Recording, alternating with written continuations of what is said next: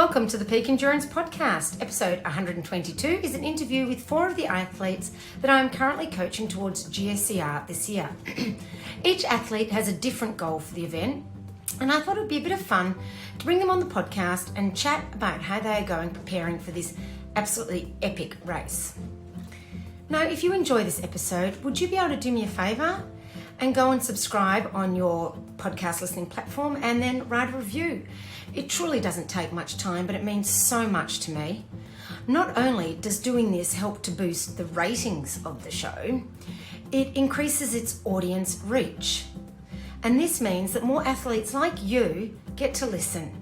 And not only that, of course, it really makes my day reading the reviews. So thank you in advance. Are injuries or niggles ruining your enjoyment of running and hindering your performance? Get on top of these and see the specialists at Health and High Performance, utilising the latest in technology and with a wealth of experience. The team at Health and High Performance can assist you with all your running injury and performance needs. So, to get back to enjoying your running and achieving the results you are capable of, head to healthhp.com.au/run, or you can easily find them on Instagram, Health High Performance. Health and High Performance are located in Mont Albert, Melbourne, but are also available for telehealth appointments, not only Australia-wide, but also around the world. And there's Jack the dog. Contact them on their website to find out more. Wild Earth Australia are the online store to help you make the most of the outdoors with top quality gear at great prices. Peak Endurance podcast listeners can use the discount code Peak Endurance, all capitals, to get 10% off at checkout. Head on over to wildearth.com.au to get everything you need for your next adventure. Now, I have limited coaching places left. If you are planning a race in 2022, and let's hope things are a bit more stable then, now is the time to get started on your training. To secure a spot on Team Peak Endurance, email me, Isabel, at peakendurancecoaching.com.au to get the ball rolling. Enjoy this episode, and I look forward to joining you for the next 2.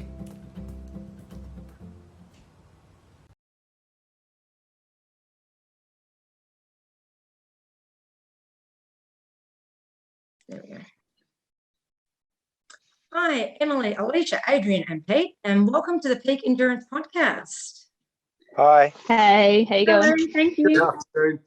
Now, you are all training for a race, one of the races for yourselves at the GSER, which is a Great Southern Endurance Run. But before we get started talking about that specifically, can we just take turns to tell the listeners a little bit about yourselves and how you got into running? Adrian, why don't we start with you? Yep, no worries. So my name's Adrian. I've only been running for maybe about 3 years now. I'm 40. I just turned 47, so a bit of a late starter. But yeah, I just sort of got into running. I was just looking. I was probably at a little bit of a low point, and I was like, oh, I've got to find something that I can, I don't know, start striving a bit for, maybe, winning each day, I guess. And running, yeah, I just went to get a tax return from a local guy here, and he sort of had a running group and invited me out, started going for a jog with those guys, and next minute just planted the seed to run ultras, and I've probably done about 10 now. Oh, wow. That's Yeah. a short amount of time, isn't it? Yeah. So for me, I don't know, just gives me that thing to strive for each day. Get up, go, and look, I like look what's looking ahead, like the this event coming up. So gives me a bit more purpose to train harder. Cool. Thank you. Emily, how about you? Yeah, I suppose I've always been a bit of a runner.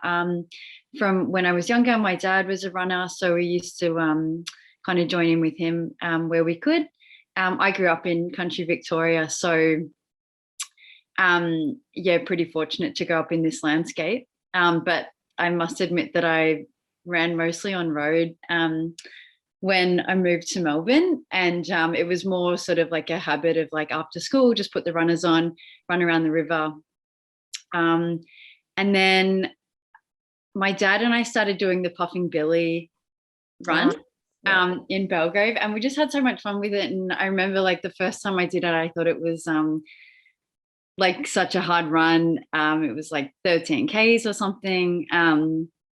And that hill that like killed me. And then I was like, all right, next year I'll put in a little bit more training and do it. And then, that year it was just really fun. And then I thought, oh, maybe I'll like have a crack at doing a half marathon, which I always saw as like this big pinnacle event of like once, if I could achieve something like maybe a half marathon, the idea of doing a marathon itself was like completely in my dreams. And so I signed up for the Surf Coast Trail Marathon and did that and had a ball. And then that kind of, led to joining a running group in Melbourne. And then, slowly, you just kind of get a little bit more mad and find out about events. And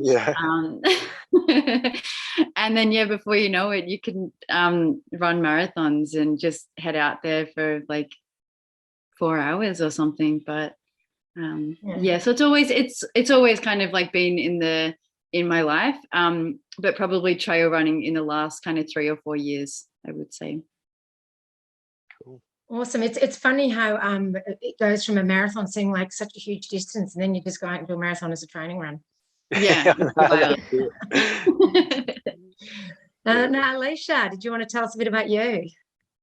Yeah, so running probably wasn't my strong point. Never has been my strong point. I grew up a swimmer, so I was always in and out of the pool. Dad was a keen runner, so I would often do small runs here and there and do the occasional run at home in Albury if there was an event on. Following that, kind of got out of the pool a bit, did some triathlons. There's not a lot going on in the world of triathlon at the moment without travelling up far like New South Wales or Queensland area, so have decided this year running is going to be my go-to, and I'm going to give the 28K a go. Awesome. Yeah. Okay. I started 8 years ago running regularly. It's probably my only ever New Year's resolution that I've kept.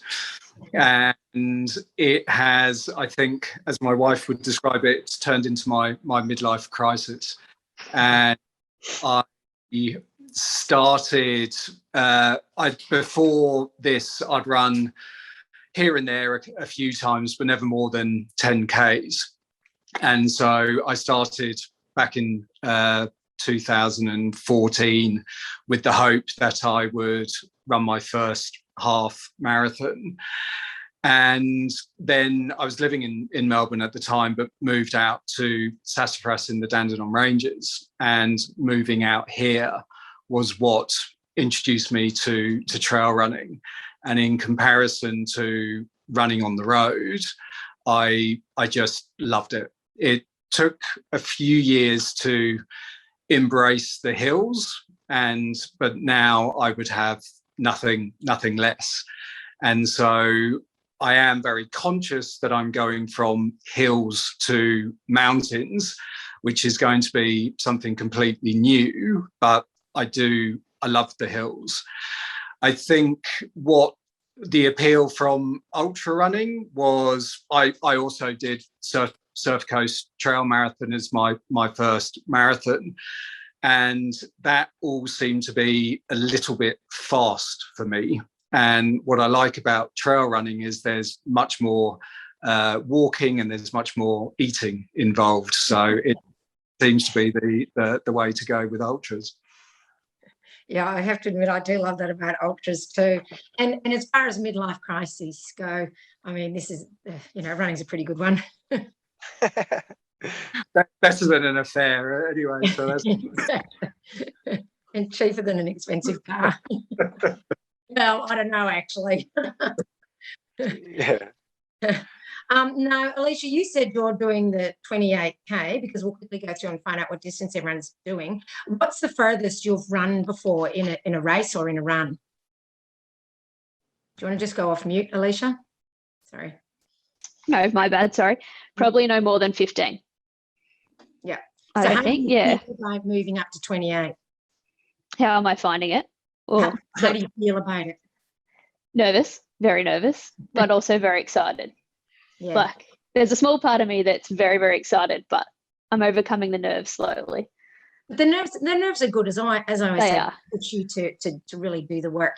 And like Pete Mm. said, the great thing about trails and running in the hills and mountains is you don't have to run it all. You do get to walk. To be honest, I think that's why I've picked a trail run to start with. It's because I know I can walk the hill if I have to. Exactly. Yeah. It's still very much a part of it. And Pete, what distance have you chosen to do? So I've signed up for the 50 miles, and the furthest I've run so far is 62 Ks, I think. So yeah, to go up to 83 is a significant challenge for me as well. Yeah, and especially because with GSER, because of the nature of the terrain, it's not just a longer distance, it's going to be a longer time on feet. I actually think I'm more worried about the longer amount of time, because the longest I've run is 8.5 hours, and I think it's going to be double that. And so I'm more worried about the time than the distance. Yeah, and that's good that you've got that awareness of that there, and that will once again push you to do all the work. Emily, can you let listeners know what distance you are doing and what's the furthest you've done before? The furthest I've run is 56 Ks, and I signed up for the 50 mile like Pete. Yep. So yeah, I feel nervous, crazy nervous about, similar. The time on feet is something that I haven't experienced before, obviously. Terrain, yes, the difficulty, absolutely, but like I'm really excited for the challenge of it. Yeah, that's good. And Adrian, do you want to share what you're I'm doing? the 100 miler. I'm just a sucker for punishment. I'm a sucker. I just figure Someone in the group had to do it. I'm gonna go all this way from South Australia over to the Victorian high country. I've got to just make the most of it and spend as much time as I can. So 100 miles it is. That's awesome. And I really haven't got an idea of how long it's going to take me. So just I don't know. The longer the better. The longer the better. I've done back in May. I did the Hubert 100 miler in the Flinders Ranges, and that took me, I don't know, 29 hours I was out for, but it was good. It was a good experience. So I'm looking forward to this being a lot longer and a lot more mountain hills to be punished. What was the total elevation at Hubert? Maybe 4,000. Yeah. Maybe under. I don't know. I couldn't remember. I actually signed up for these. I signed up for the GSER and didn't even really look at it. Like I don't, I sort of found out afterwards. A friend of mine, ultra runner, said, "Oh, this is a good hard one. Look at that." And I just went bang, signed up straight away. I didn't even really. Oh, this is what I'm doing. What I got to do? Get a coach. I love your enthusiasm. Train properly. Yeah, I don't know. Yeah, because I was similar. Like I wasn't really looking at this event at all, and then was at the pub after Surf Coast Trail Marathon, and people that I knew were doing it, and then I was just like very easily swayed. Like, yeah, why not? This seems fun. Yeah. Why do all these great decisions often involve the pub? Absolutely. Yeah. And so when you think about, all the training you have to do, which will be, a fair amount of training, and you've obviously already started, what motivates you to do your training each day? Because as we know, it's easy, especially when we're busy with life, to find excuses. can you maybe share with the listeners what motivates you to make sure that you get your run in? Who'd like to go first? No, I can, I suppose. Yep. I use the like the event as just sort of like, I'll be training anyway. I've missed a day's training in over 3 years, and actually now that you're giving me a rest days, I lie, I'm having rest days for the first time in 3 That's years. not missing training. Rest days are part of training. They are, so I'm still, but so I use the intensity changes. Obviously, when you have an event such as 100 miles, so I just get up each day and just go, got to do it, got to go. I can't, I'm not going to miss a day. So I just use the training program as just a tick sheet. Just tick them off, tick the days off, and it's just like a countdown. So I know we've got 100 days, 99 now. I don't know. So I'm just counting them down, just ticking off the days. So I'm not motivated by. I don't feel I need motivation. I just set that goal to get it done, and once it starts, you just keep going till you finish. I often say that motivation in and of itself is fleeting. It's routine and discipline that stays. Yeah, and that's what I've been running off. So that's how I just and then I don't know, before I started running using like more of a program, I was just running. The intensity would change on how I felt. So I'd still do it, but it would just change on a little. I'd just, sort of like a bit of a wave on how I felt. So I'd just still be doing it just to remain disciplined. But I'm sort of enjoying it now with, the intensity change. Yep. Yeah. Thanks. Emily, how about you? How do you get motivated to get out there every day? I think running for me has always been like a really nice mental switch off, a social outlet. So I don't think don't get me wrong, I've had days where I'm like, I can't be asked getting runners on and getting out the door. But this is the first time that I've actually had like a training program, a coach, and I decided to do that because I really wanted to get to the start line and feel really prepared to do 80Ks. I was like, I really want to give it a good crack. It's really been interesting the way that they're having a training program I love the structure of it. Also because like I mostly run in the evenings as like it's kind of after work and just a nice head clearer. But I'm liking the transition to running in the morning and getting it just out of the way, because part of me feels a little bit scared of like not, I don't know, doing the that specific program in the morning. Yeah. Part of it's a little bit of like oh crap, I have a coach now, so there's more accountability in that sense. But the motivation is like just to kind of keep the event in mind. I know that I always feel better after a run. Sometimes during it you're still like a bit foggy in the head, but at the end of it you're like, got it done, that's cool. So I'm yet to regret a run, really. Definitely. And Alicia, how about you? For me, it's a bit of the same as Emily. It's kind of like, I haven't had a coach for really anything since my swimming days. So having another coach again, it's kind of like, shit, I better get it done now. But then I know I'm going to feel better for it. Also, the fact it's my first long run, like, kind of shits me. Like, I'm scared shitless of getting to the start line and being like, I have no idea if I can make it. So knowing that if I follow it to a T, if I do all the right things, I'm going to get there on the day and be able to do it and do it well. Yeah. Keeps me going. Yeah. That's good. Thanks. Pete?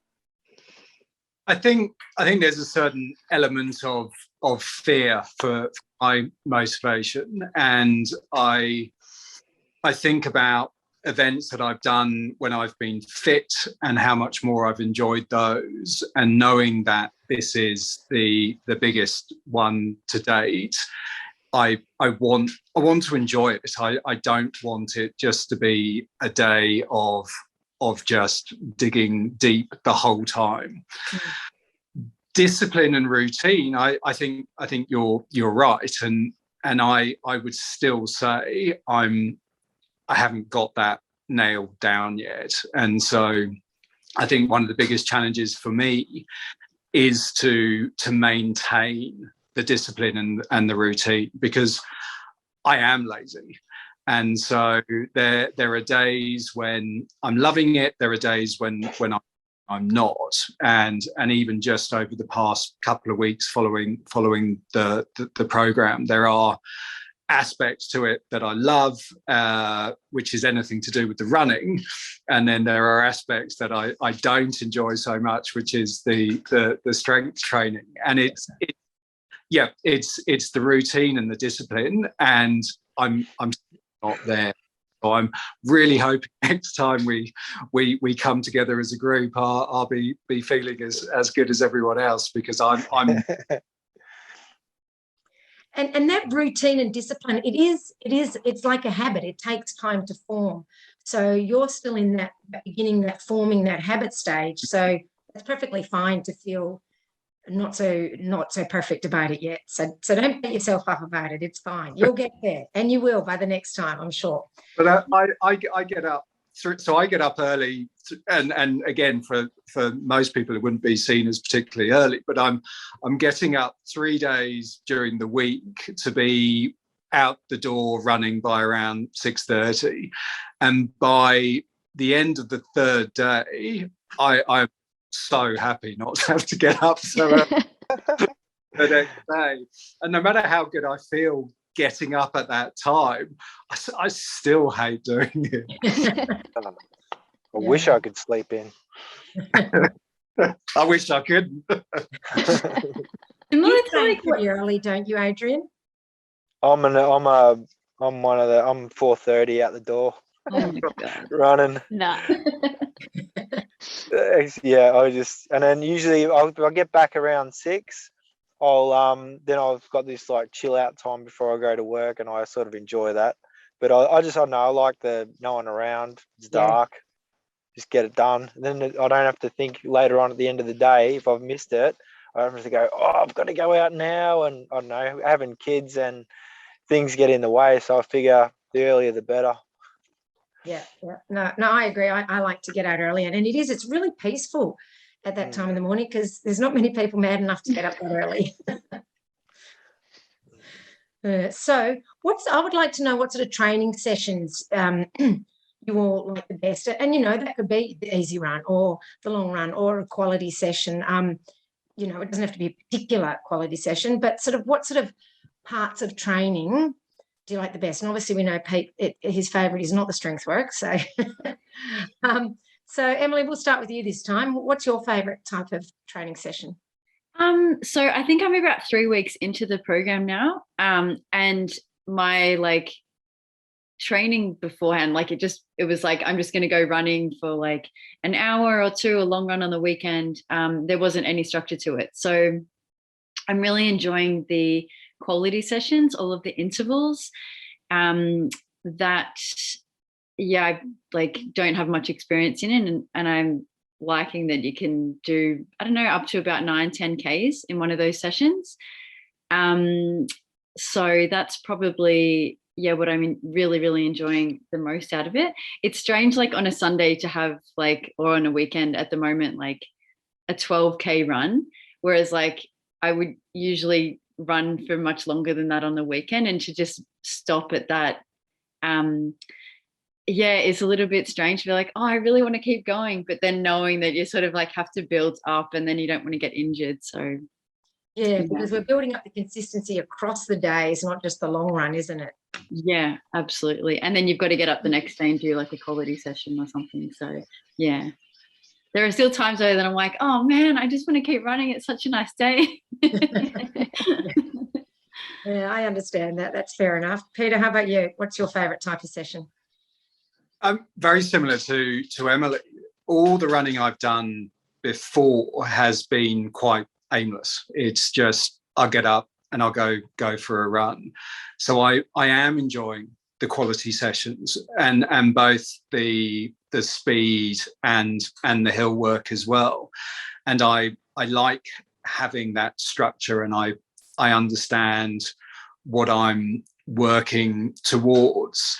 And so I'm actually enjoying those more than the easy runs or the longer runs, because I really enjoy having that purpose and then feeling quite pleased with how that went. And I said I like the hills. I never thought I would enjoy sprinting up a hill, even if it is only for 15 seconds or so. And I've loved that.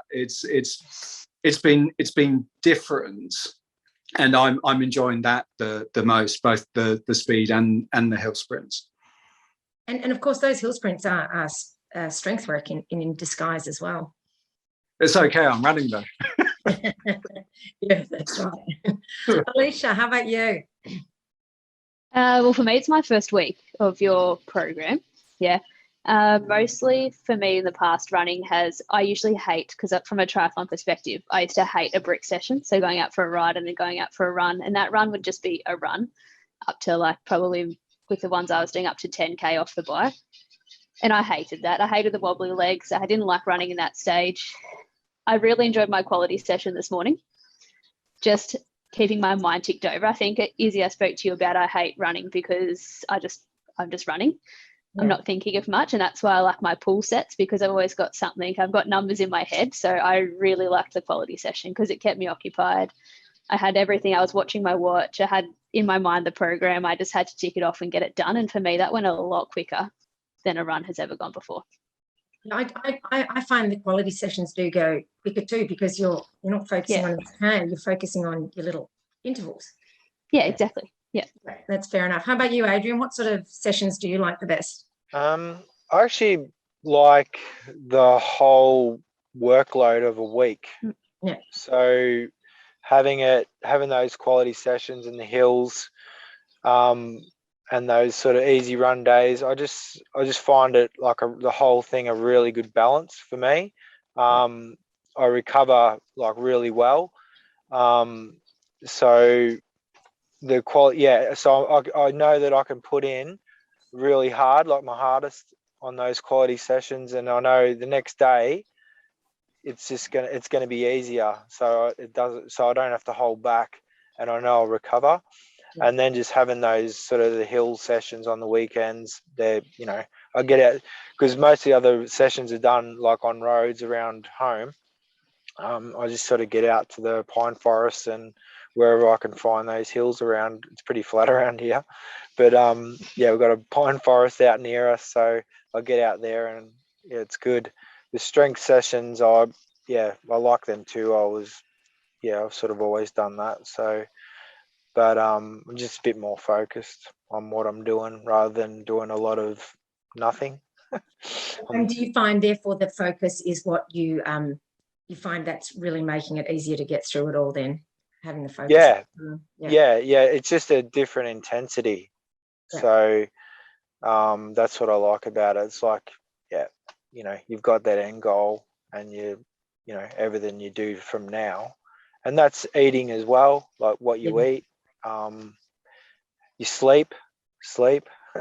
I've never used to prioritize it. I was just like, get 6 hours sleep, I'm fine. 5 hours doesn't matter, I've got to run. But now I'm sort of monitoring it a bit more and trying to get the most out of it, so then I've got more energy to put into the sessions. Yeah, and that's a big thing, is sleep for recovery. And speaking of recovery, what are the rest of you doing for recovery, and what's your sleep like and that sort of thing? Just who we go to? Emily, we'll go back to you. So I do a bit of yoga. I'm not great on the rest days, because I'll either be doing uni work or just itching. I'm not good at just staying still. So yoga I've started incorporating a little bit more. my sleep is pretty good. Although I'm starting to go to bed at like 9 o'clock, which is weird for me. 9:30, but it is actually good because then you can get up nice and early and do a session. So yeah, still like yoga, I'm really, really enjoying doing that. I'm not sure if I should mix it up with like swimming or something for the muscles. Yeah, I mean, it's really individual. All I know is I think sleep is one of the best recovery tools. And certainly if you're getting up early, then you need to go to bed early. I mean, I'm normally getting ready for bed around 8:30, which is just horrendous when I think about it. But it's like, you know. It's all right. There's nothing on TV. There's nothing It's all, working. it's all crap. It is. So, you know, it's like, yeah. And what about you, Pete? Because now that you're starting to get up a bit earlier, are you going to bed earlier? I'm trying to, but unfortunately, my wife stays up a bit later, and it's really the only time. By the time my kids go to bed, we don't have much time. So I've always prioritized sleep, and so in a way it's working because, as I said, I can do it those 3 days during the week, but I'm certainly tired by the end of day 3. I actually find after a long run, I don't sleep very well. It's strange. I don't know whether it's because I've just consumed far too much caffeine throughout the day, but I tend not to sleep. But that's long runs, which I'm not doing at the moment. So, like recovery wise, I probably don't really do much outside of the program, other than perhaps a bit of short runs, cycles with teenage kids, but that's about it really. Or I'm put to work in the garden. I don't know if gardening really is that much of a recovery tool. I think it can be quite hard work. What about you, Alicia? Sleep is a big one for me. I love my sleep. I could not function throughout the day if I didn't get my sleep. Other aspects, I'm pretty poor. Swimming is usually my go-to. Occasionally I'll jump on a bike, go for a bit of a ride, or just spin out on a wind trainer. But other than that, it's pretty basic. Yeah, but and then, like I said, I think swimming is a good one. Now, GSER, as we spoke, is quite a technical and hilly course. Who of you are planning on using poles? Me. Yep. So Adrian, yeah, definitely me. Yes, Alicia. Still unsure with the 28. Yeah. Probably something I'll have to speak to you about. Yeah, that's fair enough. In the lead up, yeah. And so, with obviously your training with the long runs, I'm assuming you're using them in the training too. Did you want to talk to people a bit about how you're finding the poles help you? Oh, sorry, is that me? And yep, Adrian, you. Yep. Yeah, I ran. Oh, which was it? The Hyson 105, and I took poles in that, and they did help me. When I did the 100-mile, I actually didn't use them because it's going to be like really rocky. But now I've sort of got them back out, and every long run I do now, I train with them. So and I need to practice my hiking. So it's probably like one of my weaker points. So I'm sort of liking getting the poles and digging them in and using them as a training, actually using the hiking with poles as a training run. I used to think it was like I was wasting time. I should be running more and faster. But now I'm sort of slowing down and going, all right, I need to use these poles. I need to actually, make the most of them. So I'm liking the poles. Yeah, and I mean, you're training for 100 miles. It's not like you're going to be wanting to be running fast for the whole way. You need to pace yourself. Not at all.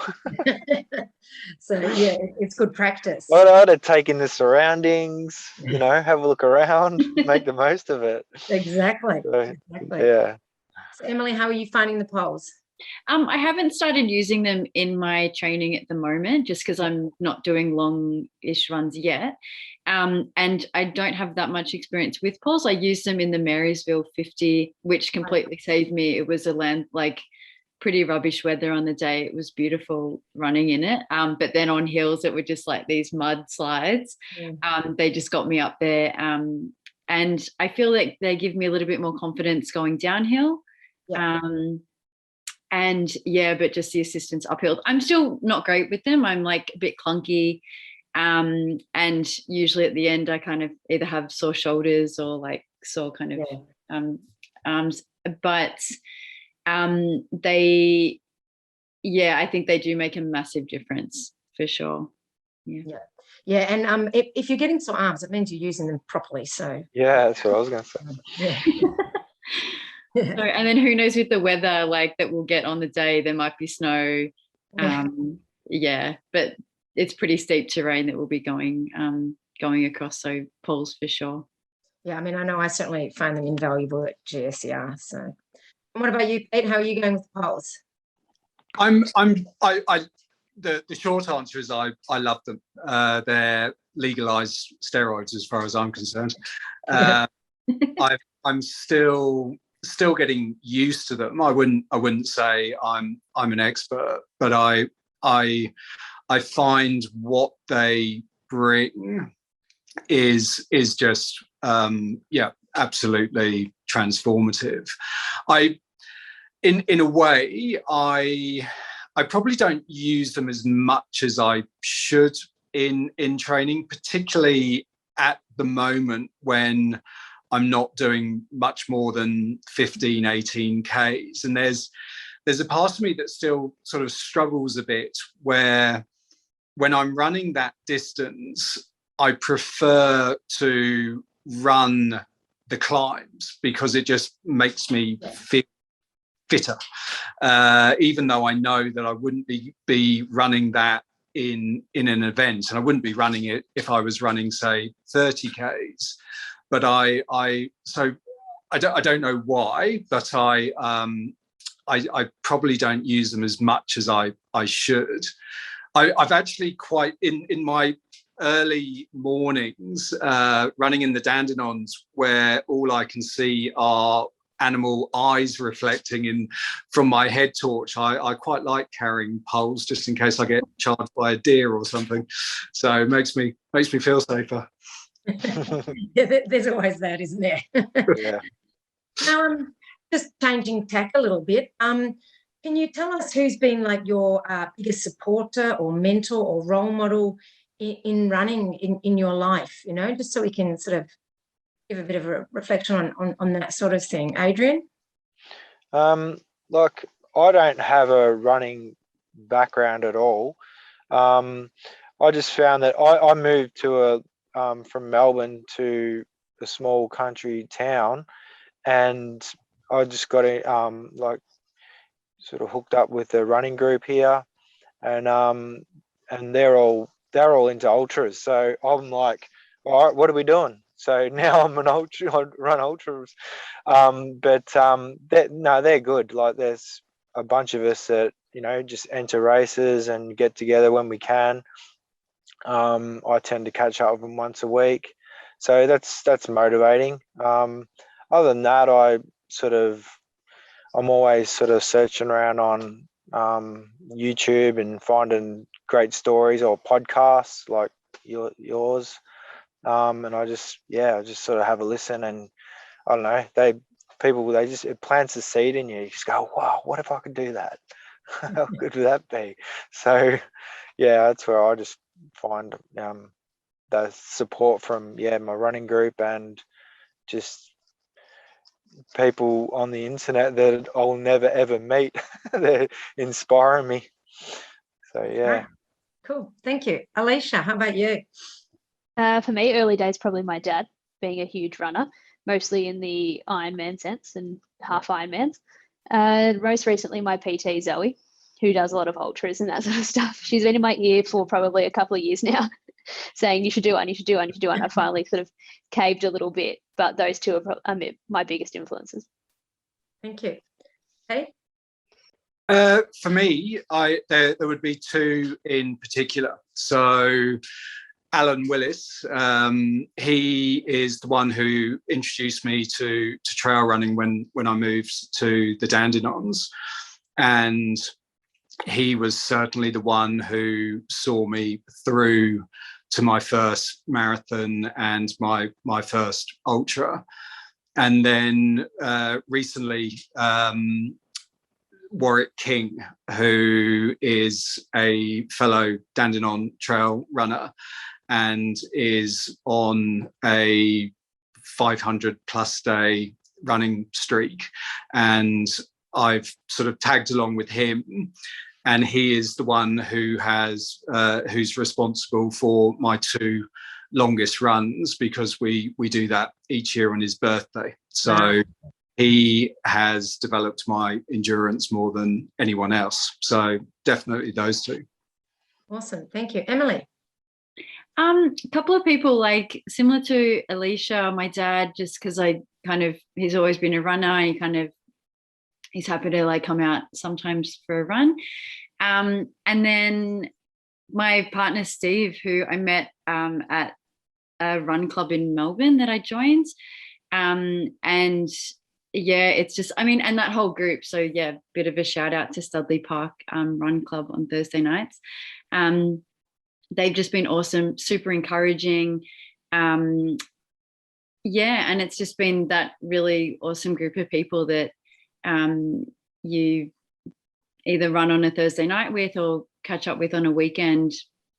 You see them at events, and it's so nice to have friendly faces at finish lines and at start lines.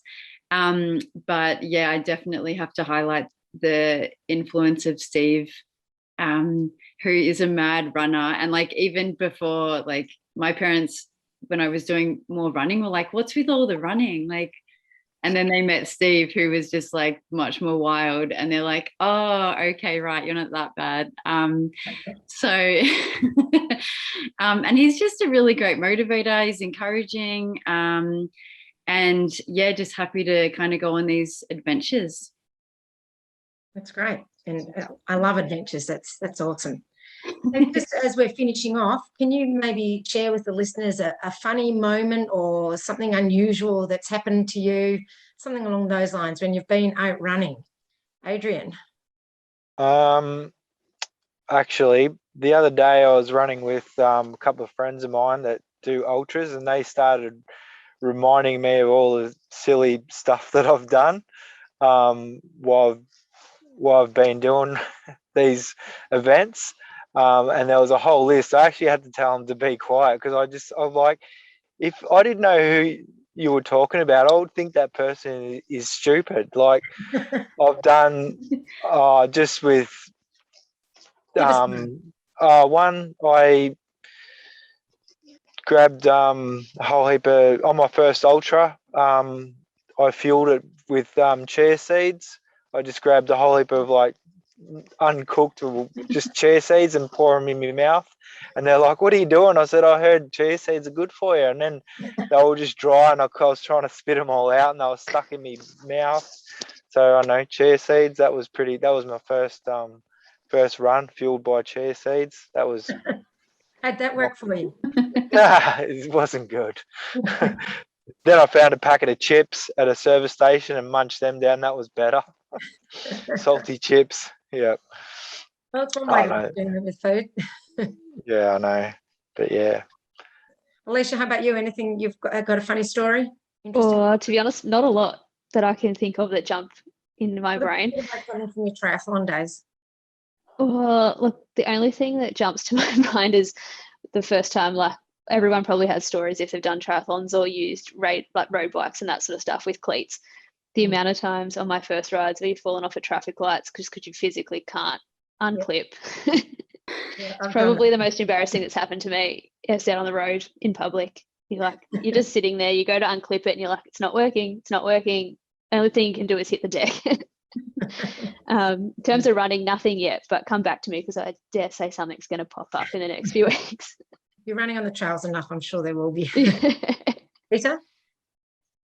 I think probably for me is various as a a Brit who's moved out here, my experiences with Australian wildlife, who I'm obviously aware that the snakes are no good, but when I first ran around Listerfield, where you've got pretty sizable kangaroos, and I didn't realise that I always thought kangaroos were sort of, quite friendly, and so I've stopped in front of quite a big group, and I'm there taking my selfie with the kangaroos, and I get home and say to my wife, I said, "Wow, I saw heaps of roos today. Like, look at this," and she was just like, "Oh my God, what are you doing?" And I've been a lot more careful since then. Yeah, I mean, normally when you go to Lisby, you just, you're kind of avoiding them. I was getting as close as I could because I didn't realise. How about you, Emily? I've got like one that springs to mind is my first, I think it was the Razorback 22, which was probably my first like real trail event. And I had like badly cramping with a couple of Ks to go, and then like cross the finish line, and those like little screw tops on the like flasks, and I just was a total mess, no dignity whatsoever trying to fill it up, and just like my friends who were there just laughing, just being like, "We'll do it, like you just need to sit down." And then just the other week, I was running home in the evening, it was dark at this point, and I heard a deer that was really, really close by, and sort of I could see its eyes, and I was like, okay, don't think it's going to get out of the way. And so I turned backwards to be like, oh, maybe it's going to attack or something. I don't know. I just got paranoid, and then decided to turn my head torch off completely and just sprint into in the dark towards home. And it was like exhilarating because I was like, oh, I can actually run on the trail without a head torch, but also scared for my life and the deer chasing me. But yeah. And that's the thing, because deers are quite hefty, so you want to be careful. Yeah, this one sounded pissed off, so I'm like, okay, I'm not going to play with it. But I got home, it was all right. That's the main thing. And I wouldn't recommend to others for turning off your head torch. And it looks like I've frozen now. But that's all right, because we're about to finish. What's your funny story, Isabel? Oh, my funny story? Yeah. I didn't think of one. Not the me. Let me have a think. I'm trying to get my video working again. Completely gone now. Funny story from me. Oh, I don't know. Geez, put me on the spot. You would have heaps, surely. Oh, I'm sure I do. I mean, well, let's say, for instance, when I was in Canada, and one of the first races I did, where there was snow and everything, and I'd never seen Canadian aid stations, and I got in there and they had alcohol, so I had a couple of shots, and I was like, "Woo, I'm feeling so good," and I promptly ran off and got completely lost. Yeah. I was like, oh, and then I made it to finally managed to find the next aid station. I had another shot of alcohol and ran off and got lost again. So keep going. That's funny. Yeah, it was not a good race strategy. But that's the way it goes sometimes. So yes, thanks, Adrian. I should have thought for myself too there. Sorry, I've disappeared from the screen, but that's okay. That's okay. What I thought we'll do is that we would get together again a week before the race, and you can go over how your training's been going and how you're feeling and what your strategy for the race is and that sort of thing. How does that sound?